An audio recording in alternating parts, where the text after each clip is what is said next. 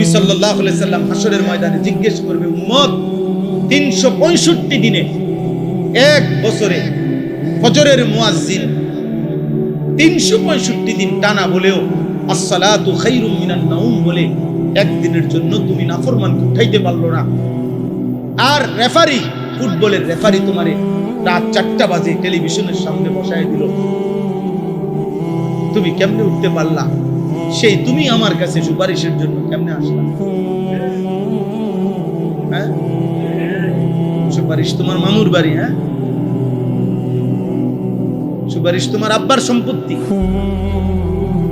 এই জন্য তামাশা না করে একজনই বুঝেন, 5 ওয়াক্ত নামাজ পড়েন, হালাল পথে চলেন, হালাল রোজগার করেন, নিজেদের স্ত্রী, কন্যা, মা, বোনদেরকে পর্দা পুশিদার সাথে চলতে বলেন।